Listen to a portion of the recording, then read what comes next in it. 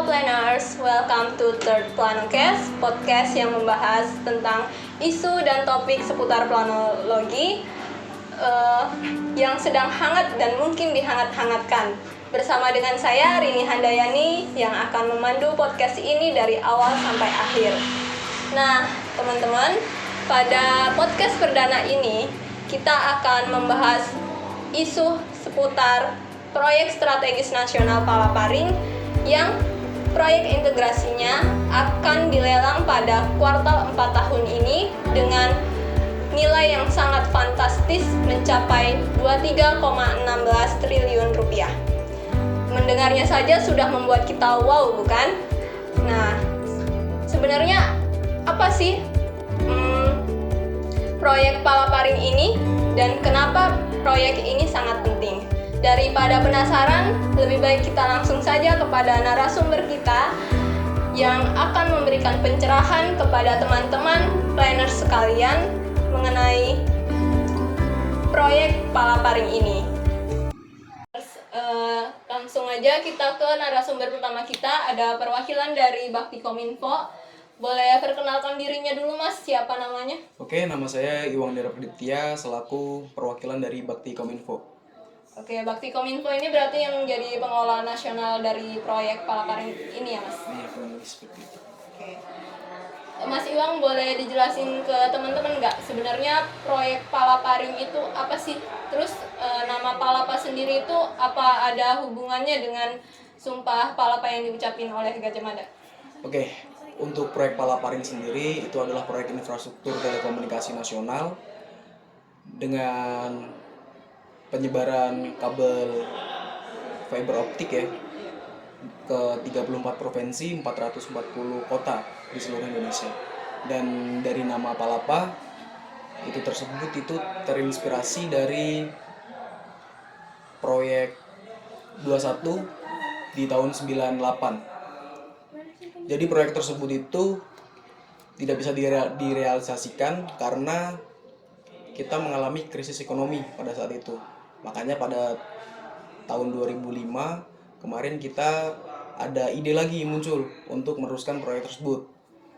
Proyek tersebut terus kita realisasikan tahun 2016 kemarin dengan nama Palaparing. Oke, berarti ide dari proyek ini tuh sebenarnya udah lama ya Mas, cuman baru terrealisasikan di tahun 2016 ya? Iya. Oke. Jaringan Palaparing ini sebenarnya akan dimanfaatkan untuk apa nih Mas? Oke, untuk jaringan Palaparing sendiri di Indonesia mungkin buat tulang punggung jaringan nasional. Seperti mana kita tahu, kita di wilayah 3T itu sinyal tidak stabil, kayak internet suka gak bisa. Lah kita di situ itu untuk memfasilitasi masyarakat. Jadi biar gak ada gap dari masyarakat kota atau masyarakat 3T tersebut, daerah 3T tersebut. Oke, berarti tujuan dari proyek ini tuh agar seluruh masyarakat Indonesia itu bisa merasakan pelayanan internet secara adil gitu ya. Iya. Oke. Selanjutnya proyek Palaparing ini kan membutuhkan dana yang besar. Ya. Sumber dari dana itu tuh dari mana Mas? Apakah hanya dari pemerintah saja atau ada campur tangan dari pihak swasta? Kalau dari sumber dana sendiri kita dari pemerintah aja, tidak ada dari campur tangan dari pihak swasta. Karena kita ada perpres yang mengatur itu semua untuk infrastruktur ke telekomunikasi, mencakup Menteri Kominfo sama Kementerian Keuangan di Indonesia. Oke, baik. Terima kasih Mas Iwang atas pencerahannya kepada kita semua. Selanjutnya ada narasumber lagi nih dari Mbak Anissa sebagai ahli infrastruktur telekomunikasi. Kepada Mbak Anissa. Nah, dari penjelasan Mas Iwang tadi, kita kan udah tahu nih kalau proyek Palaparing ini merupakan salah satu proyek di bidang infrastruktur telekomunikasi.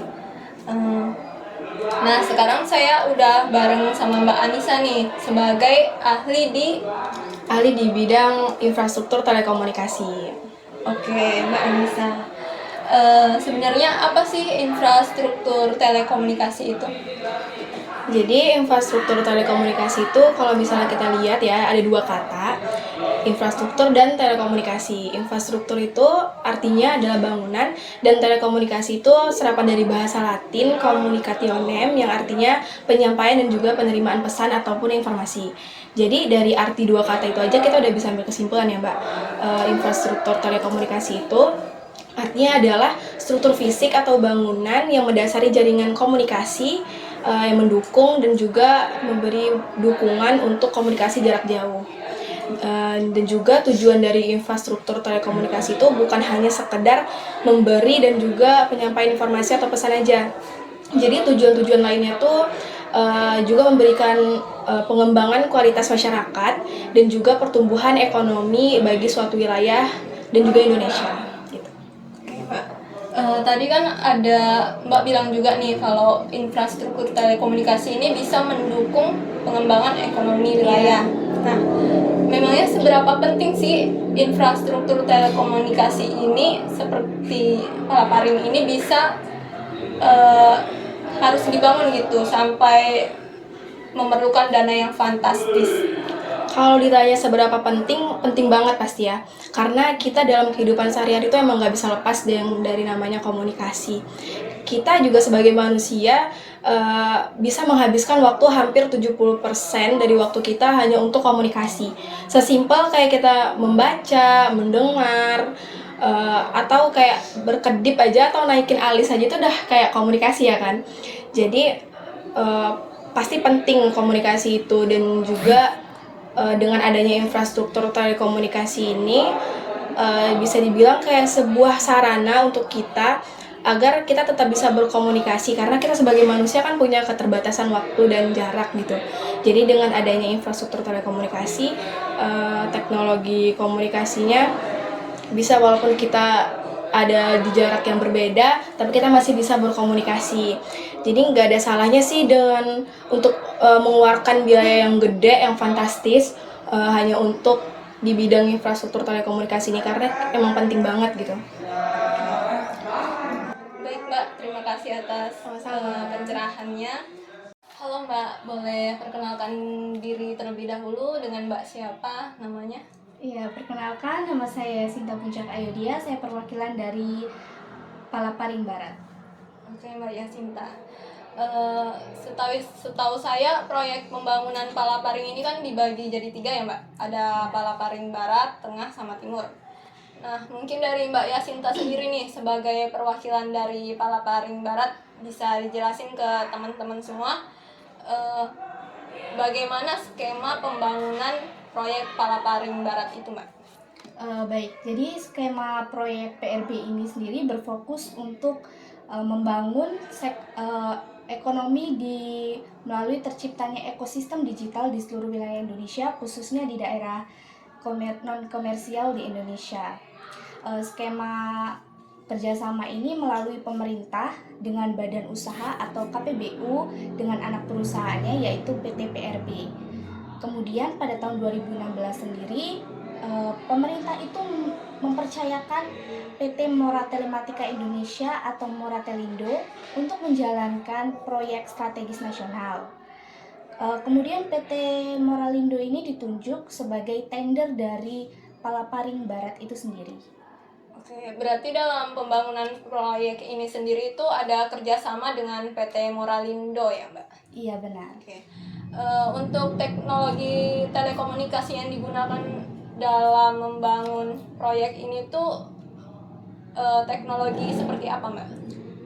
Jadi teknologi yang digunakan itu menggunakan teknologi OTN. Teknologi ini menggunakan transport dengan menggunakan serat optik yang menggabungkan kelebihan dari teknologi synchronous optical networking atau biasa juga disebut dengan SONET. Dengan mengembangkan peningkatan bandwidth dan DWDM. Saat ini bagaimana progres dari proyek Palaparing Barat ini Mbak? Untuk progresnya sendiri kan proyek Palaparing ini dibagi menjadi 3 yaitu Palaparing Barat, Tengah dan juga Timur. Dengan panjang kabel itu kurang lebih 12.000 km. yang mana pembangunan infrastruktur Palaparing ini telah selesai pada tahun 2018 hingga 2019. Untuk pembangunan proyek Palaparing Barat ini sendiri berhasil membangun sepanjang kurang lebih 2.256 jaringan optik yang menghubungkan dari wilayah Riau, Kepulauan Riau, Natuna hingga Singkawang. Oke, berarti sekarang progres dari proyek Palaparing ini tinggal penerapan dan penyaluran ke konsumennya saja ya Mbak. Untuk pembangunan infrastrukturnya sendiri sudah selesai di tahun 2019. Benar. Oke. Terima kasih kepada Mbak Yasinta yang telah memberikan pencerahan kepada kita semua.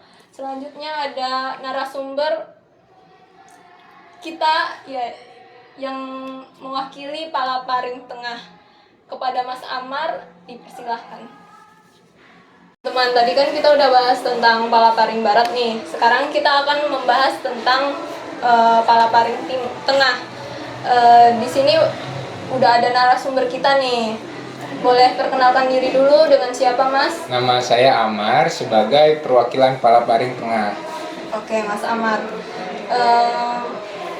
Tadi Mbak Yasinta kan udah ngejelasin nih kalau proyek Palaparing Barat udah selesai di tahun 2019. Betul. Kalau dari proyek Palaparing Tengah sendiri saat ini bagaimana progresnya, Mas? Oke, jadi proyek Palaparing Tengah ini di wilayah Kalimantan Timur. Di sini sudah terbentang kabel serat optik sepanjang kurang lebih 186 km. Nah, untuk menunjang kabel ini telah dibangun 7 menara dengan 7 channel frekuensi. Dan Kabupaten Mahakam Ulu sebagai media backbone dengan kapasitas 100 G. Berarti panjang sekali ya Mas untuk Palaparing bagian tengah ini kabel yang dibutuhkan. Ya. Selanjutnya, apakah sistem komunikasi yang digunakan di Palaparing Tengah ini sama dengan di Palaparing Barat? Ya, jadi di proyek Palaparing Tengah ini menggunakan sistem komunikasi microwave link dan juga link fiber optik, di mana fiber optik ini sebagai link utamanya dan microwave sebagai link proteksi. Nah, microwave ini adalah suatu sistem komunikasi menggunakan gelombang mikro yang menghubungkan dan mengirimkan data dari suatu titik ke titik lain dengan jarak hingga puluhan kilometer. Nah, jadi proyek Palaparing Tengah ini bisa mencakup 17 kabupaten kota. Oh baik, berarti sistem komunikasi yang digunakan ini agak sedikit berbeda ya dengan yang di Barat, karena ada tambahan dengan sistem komunikasi microwave. Iya, Mbak. Oke, baik. Terima kasih Mas Amar atas pencerahannya. Selanjutnya ada narasumber kita lagi nih dari perwakilan Palaparing bagian Timur. Kita masuk ke pembahasan selanjutnya nih. Ada pemaparan dari narasumber kita sebagai perwakilan dari Palaparing Timur. Kepada Mbak, boleh perkenalkan diri terlebih dahulu, siapa namanya? Perkenalkan, nama saya Herda Ramadanti dari perwakilan Palaparing Timur. Oke, Mbak Herda. Mau nanya nih, sebenarnya tujuan dari pembangunan Palaparing Timur itu apa, Mbak? Pembangunan Palaparing Timur bertujuan untuk meningkatkan konektivitas ke seluruh daerah 3T, yaitu terluar, terdepan, dan tertinggal. Palaparing Timur adalah jaringan tulang punggung serat optik yang menjangkau wilayah Nusa Tenggara Timur, Maluku, dan Papua Barat, hingga pelosok pedalaman Papua, dengan total panjang serat optik yaitu 8.450 km. Oke, berarti jangkauan dari Palaparing Timur ini adalah daerah-daerah timur seperti Nusa Tenggara dan Papua ya, Mbak? Nah, seperti kita tahu kan daerah timur, terutama Papua itu kan infrastruktur transportasinya sendiri kan masih kurang berkembang ya, Mbak? Selama pembangunan Palaparing pakai timur ini, tantangan terbesar yang dihadapi itu apa, Mbak? Tantangan dan rintangan yang dihadapi selama proses pembangunan, khususnya di Papua Barat ya, yaitu antara yang ekstrim, infrastruktur jalan yang kurang memadai, eh, bencana alam, potensi bencana alam. Selanjutnya dari yang saya tahu ini proyek Palaparing ini kan dibagi menjadi dua ya Mbak. Sebenarnya alasan proyek Palaparing Timur ini dibagi dua itu apa Mbak? Awalnya skema proyek Palaparing Timur ini meliputi Papua, Papua Barat, Maluku, Nusa Tenggara Timur, yang sebelumnya terhitung dalam satu daerah. Kini dibagi menjadi dua, yakni bagian timur atas dan timur bagian bawah. Hal ini karena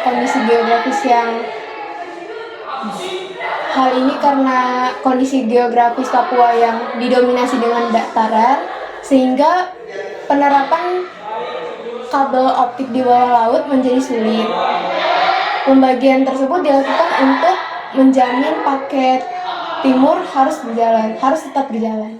Oke, jadi karena sulitnya wilayah geografis di daerah Papua ini ya Mbak, yang menyebabkan proyek ini tuh harus dibagi menjadi dua bagian ya. Terima kasih Mbak Herda atas pencerahannya kepada kita semua. Selanjutnya ada narasumber kita nih, Mbak Alifa, sebagai perwakilan dari Palaparing Integrasi. Oke Sobat Planners, tadi kan kita udah bahas mengenai proyek Palaparing bagian Barat, Tengah, dan Timur. Sekarang nih kita ada satu narasumber lagi yang akan membahas mengenai proyek dari Palaparing Integrasi ini. Kepada Mbak, boleh perkenalkan diri terlebih dahulu, siapa namanya? Perkenalkan, nama saya Alifa Safira dari perwakilan Palaparing Integrasi. Oke Mbak Alifa, saya mau nanya nih kepada Mbak Alifa, sebenarnya apa sih kegunaan dari Palaparing Integrasi ini? Kan kita udah punya proyek Palaparing bagian Barat, Tengah, dan Timur. Bisa dijelaskan nggak sih Mbak kegunaannya itu apa dari Palaparing Integrasinya? Jadi untuk Palaparing Integrasi sendiri itu kita ketahui bahwa ini dibangun dengan sepanjang 12.083 km. Palaparing Integrasi ini juga merupakan program tol langit nasional yang dimana untuk mengakses internet secara merata bagi masyarakat Indonesia. Palaparing Integrasi ini juga kegunaannya ada dari segi pemerintahan, dari segi pendidikan, teleeducation, dari segi kesehatan, telemedicine. Oke, berarti kegunaan dari Palaparing Integrasi ini adalah untuk mengintegrasikan beberapa aspek seperti pendidikan dan pemerintahannya. Selanjutnya, progres dari pembangunan Palaparing Integrasi ini saat ini bagaimana Mbak? Kalau untuk progres Palaparing Integrasi saat ini, yaitu adanya penambahan sejumlah beberapa titik wilayah, yaitu misalnya ada di Pekanbaru, Pontianak, Ibu Kota Baru, Singkawang, ada di Donga, ada di Natuna, dan lain-lainnya gitu sih Mbak. Terus dari Palaparing Integrasi pun juga dilalui dua fase pembangunan. Fase pertama yaitu pada tahun 2022, yaitu dibangun sejauh 5.225 km, yang dimana diimplementasikannya itu untuk menghubungkan Palaparing Timur dengan Palaparing Tengah. Lalu untuk fase kedua pada tahun 2023 yaitu sejauh 6.857 km, yang dimana untuk menghubungkan Palaparing Tengah, Timur, dan Barat. Oke, berarti progres dari pembangunan Palaparing Integrasi ini sendiri baru berjalan di tahun 2022 sampai 2024 nanti. Iya, benar. Integrasi ini kan dibangun dengan tujuan untuk meratakan jaringan terutama di daerah 3T ya Mbak? Iya. Nah, menurut Mbak Alifa sendiri, bagaimana jika sudah ada jaringan Palaparing Integrasi ini, tapi masih ada beberapa daerah, terutama di daerah 3T, yang koneksi internet atau layanan internetnya itu masih kurang? Jadi ini semua dilatar belakangi dengan perbedaan sosial ekonomi ya Mbak. Jadi kan kita tuh hidup nggak sama sosial ekonominya. Terus juga ada perbedaan geografisnya. Jadi untuk wilayah yang 3T itu mungkin tidak bisa untuk mengakses akses internet secara merata. Terus juga dari segi operasional swastanya pun investasi dari jaring internet itu tidak bisa digunakan, tidak dapat diuntungkan apabila di sejumlah wilayah itu jika penduduknya sedikit itu tidak memenuhi skala ekonominya. Jadi diharapkannya di Palaparing integrasi ini pun diharapkan adanya penambahan titik interkoneksi untuk mengakses internet secara merata. Itu sih Mbak. Oke Mbak, berarti agar pelayanan dari Palaparing integrasi ini bisa maksimal, kita memerlukan bantuan dari pemerintah dan pihak swasta Iya, juga. betul. Oke. Terima kasih kepada Mbak Alifa atas pencerahannya. Selanjutnya, Sobat Planners, kita ada narasumber lagi nih dari bidang perencanaan wilayah dan kota. Kepada Mas Farhan dipersilahkan. Nah, Sobat Planners, dari tadi kan kita udah bahas panjang lebar nih mengenai proyek Palaparing, mulai dari barat, tengah, sampai timur. Kita udah tahu juga nih, salah satu tujuan dari proyek ini adalah untuk meratakan pelayanan internet, terutama di daerah 3T. Karena ini podcast planologi, nggak sah nih kalau kita nggak menanyakan permasalahan ini kepada ahlinya. Di sini saya sudah bersama dengan narasumber kita. Boleh perkenalkan dirinya, Mas? Perkenalkan, nama saya Muhammad Farhan Rajabi. Saya dari staf ahli perencanaan wilayah dan kota. Panggil aja Farhan. Oke, Farhan. Menurut Farhan nih, bagaimana sih Palaparing ini dapat meningkatkan kesejahteraan masyarakat, terutama di daerah 3T? Ya, jadi Palaparing ini sangat berguna ya bagi kesejahteraan masyarakat di daerah 3T, yang dimana dengan adanya jaringan telekomunikasi ini membuat daerah ini tuh segala bentuk informasi tuh yang akan datang itu akan mudah, dan membuat masyarakat itu mudah gitu dalam segi ekonominya. Contohnya itu seperti menjual, juga membeli, dan juga mempromosikan produknya. Dan juga dalam bidang aspek pendidikan itu kita itu dapat memperoleh banyak manfaatnya gitu. Seperti segala bentuk informasi kan sekarang udah digital ya. Jadi informasi-informasi penting yang diperlukan bagi siswa-siswa kita itu dapat langsung masuk ke kita dengan cepat, seperti itu sih. Oke, berarti dengan adanya Palaparing ini dapat mendorong perekonomian digital masyarakat ya, Mas? Iya, sehingga seperti itu. dapat meningkatkan kesejahteraan masyarakat, terutama yang tinggal di daerah 3T. Iya, betul, seperti itu kurang lebih. Selanjutnya, apakah Palaparing ini dapat menjadi salah satu solusi untuk meratakan kesenjangan pembangunan sosial ekonomi di berbagai wilayah Indonesia?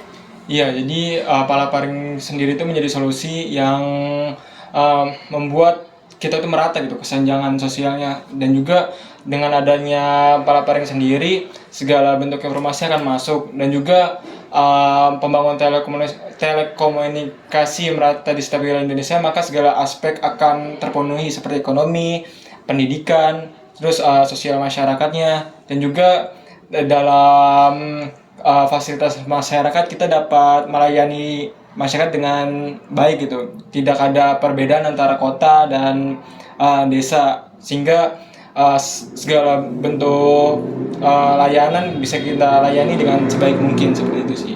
Oke, berarti dengan adanya Palaparing ini bisa memenuhi pelayanan terutama di bidang pemerintahan dan kesehatan. Iya, pemerintahan, pendidikan, kesehatan, dan lain sebagainya. Jadi tidak ada perbedaan gitu ya, Mas, antara kita yang hidup di kota dengan mereka yang hidup di daerah 3T. Iya, betul. Semua rata mendapatkan fasilitas infrastruktur yang memadai.